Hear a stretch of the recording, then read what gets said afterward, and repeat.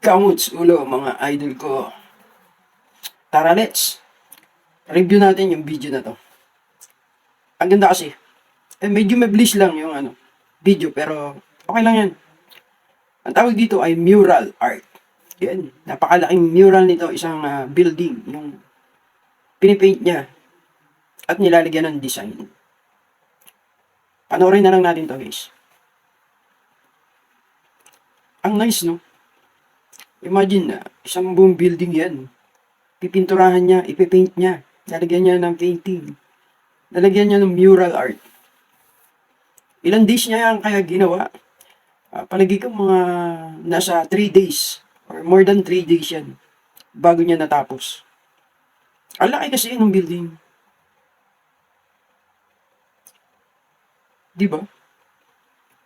Inabutan na siya ng araw-gabi sa kakapinturan niya dyan sa building na yan. Pero ang galing niya, no?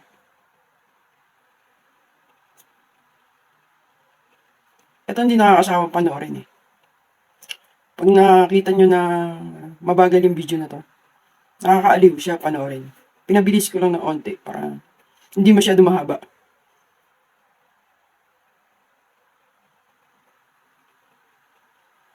Pero kompleto yung nila, yung tools nila, tsaka yung equipment nila para magawa nila ng maayos at maganda ang mural na yan.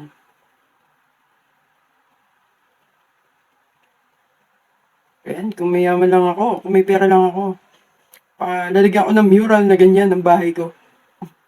Para magandang tingnan, di ba? Ang ganda kasi tingnan pag ganyan yung bahay mo, may mural na ganyan. May mural art.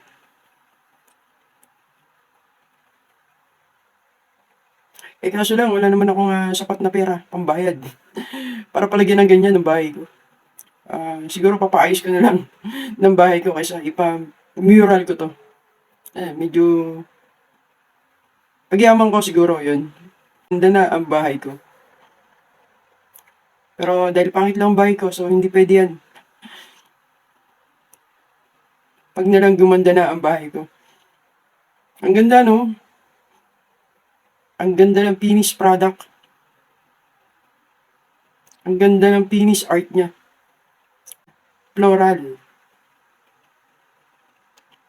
Nice. Ayun lang guys, thank you sa pagsama sa akin sa pagre-review at panonood ng video na to. Bye-bye!